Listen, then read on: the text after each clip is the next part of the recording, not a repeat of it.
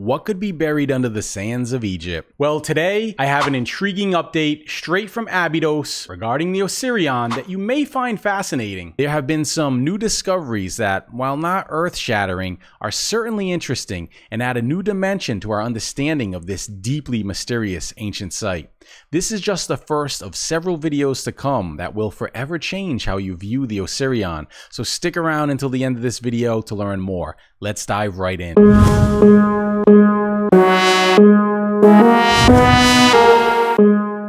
Welcome back, everybody. I'm Anyextee, and I offer you unique perspectives and in-depth explorations you won't find anywhere else. So if you're new here, please subscribe for more insightful content that delves into the deep history and esoteric mysteries of ancient civilizations. First up, let's talk about the conservation efforts and the exciting new discoveries here at the Osirion. Thanks to the generous support from the Cells Foundation, the World Monuments Fund and the American Research Center in Egypt have been working tirelessly to preserve this ancient megalithic marvel. They've developed Abydos's first ever site management plan, aimed at preserving the site, enhancing the visitor's experience, and involving the local community, which of course is great for the local Egyptians. This is a testament to the importance of Abydos in ancient Egyptian history, and with such a rich history, it's really no surprise that ongoing investigations are shedding new light on this enigmatic site. Abydos isn't just any ancient site. It's a significant burial ground dating back some 7,500 years, and a major cult center for Osiris, the god of the dead. By the way, did you know that Osiris wasn't actually his name in the ancient Egyptian language? They called him Osir or Usir. The name Osiris, as it's pronounced in English, is essentially an alteration resulting from Osiris, the Greek corruption of Usir.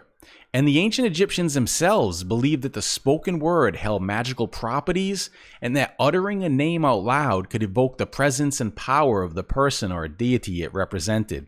And this is why names were often recited in meditations, rituals, and incantations.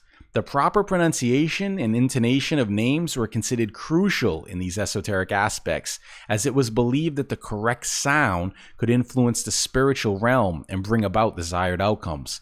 The ancient Egyptians took great care in preserving the accuracy of names, both in writing and speech, to maintain their power and significance. And this is why, when I lead my tours through Egypt, we delve much deeper and actually practice using the original ancient Egyptian names rather than the standard Greek versions often used in academia, because I feel it's important to honor the ancient tradition.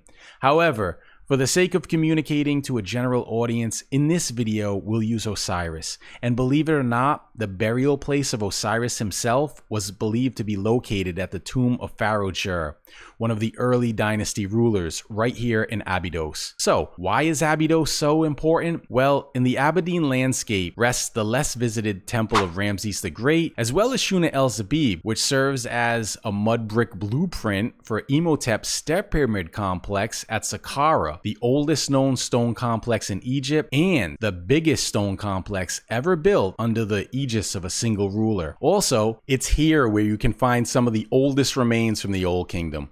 Also, one can find several cemeteries, as well as Dorothy Eady, aka Seti's gravesite, which you can see us paying our respects and tribute here. She led an extraordinary life and was quite a character who shared a unique connection with Abydos. And I recently interviewed Seti's protege, her last living student, and I'll cover what he had to share in a future video. So you may want to hit the bell icon for updates because it may just blow your mind. Anyway, el-Ka'ab is another very important area within Abydos, which means mother of pots in Arabic. Abydos, because there is the el-Ka'ab area, the royal tomb of first and second dynasty. Oh, and Jer. That's over here. Yeah. And it's renowned for its numerous pot shards, remnants from ancient offerings. This site predates the more famous Valley of the Kings in Luxor and houses royal burials from Egypt's earliest pharaohs, making Abydos a cornerstone of ancient Egyptian history. Unfortunately, only few eyes ever get to see these sites. And living in Egypt, and having spent long hours investigating these areas, I've come to realize that much of Abydos goes unvisited by foreigners. Perhaps this has to do with the fact that there is much ongoing excavation, but most casual tourists flock to see the Seti I temple, with what is considered to be the highest expression of ancient Egyptian art. But gaining access to the Osirion requires special permissions. You can walk out back of Seti's temple and look down into the Osirion from an adequate distance, but that's about as far as you'll get. So if you're to come here as a general tourist, this is about as much as you could see. But it's permanently closed to the public, but we're gonna take you around through the original entrance and bring you inside now. Is this still a work in progress? That's where we come in. Adept Expeditions offers exclusive tours that provide special access to this remarkable site. So if you'd like to join me for a tour of Egypt unlike any other, I'll leave a link in the comments down below. And as a side note, if you're on the fence about touring with Anyextee and Adept Expeditions, just know that the late great John Anthony West was my mentor, and before it became trendy, he was the only one leading these sort of tours through Egypt. And I've been leading tours for more than a decade, and I've led tours with everyone from engineer Christopher Dunn to popular YouTubers such as Johanna James, Matt Simpson at Ancient Architects, and Doug from the History for Granite YouTube channel. We have Kaylee with us from the popular History with Kaylee YouTube channel. All of these people and many more have joined my tours and found the experience to be invaluable. And I'm confident that you will have the ultimate experience in Egypt when touring with Anyextee and Adept Expeditions. It's the best show in town. Anyway, the conservation efforts at Abydos don't stop at the physical site. With the help of high-tech 3D scanning and photogrammetry by CBT Studio Roma, they've created these detailed digital copies of the Osirion and the adjoining Merenptah tunnel. These digital archives are crucial for future preservation. But now, let's address the elephant in the room. While these high-tech scans and conservation efforts look and sound amazing, the reality is that much of this material unfortunately remains out of reach for independent researchers, and so little ever gets published. And this can be frustrating for independent researchers and authors such as myself. We didn't publish it! The paper was never published. As well as authors like Keith Hamilton, who have been emphasizing the same point for a very long time. And I want to take a moment to clarify that I'm not knocking Egyptology as a discipline. Unlike many people in the alternative space, I do find value in Egyptology, and I believe that it has contributed greatly to our understanding of ancient Egyptian history. However, it's important to acknowledge that there are certain limitations within the field, particularly when it comes to publishing findings. This is an area that needs improvement in order for us to fully understand and appreciate these ancient structures and their significance. That being said, I'm grateful for the work being done in Egyptology and by organizations like CPT Studio Roma and others who are using advancements in technology to preserve and document these ancient sites like the Osirion. Yes, he was just explaining how they're doing more work here.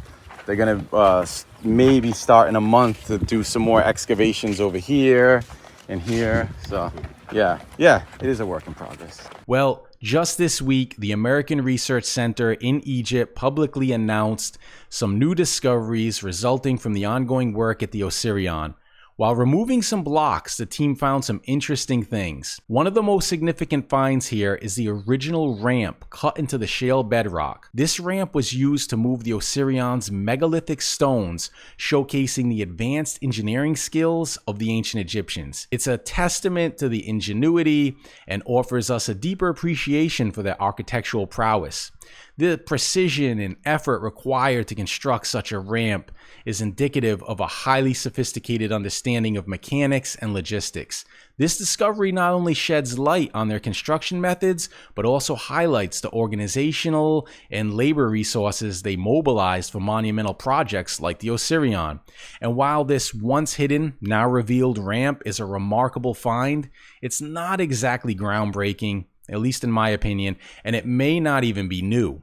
After delving deeper into the archaeological record, I discovered that early excavators had already reported on a construction ramp leading down into the Osirion, and I can only assume that this is the same ramp. This raises an interesting question.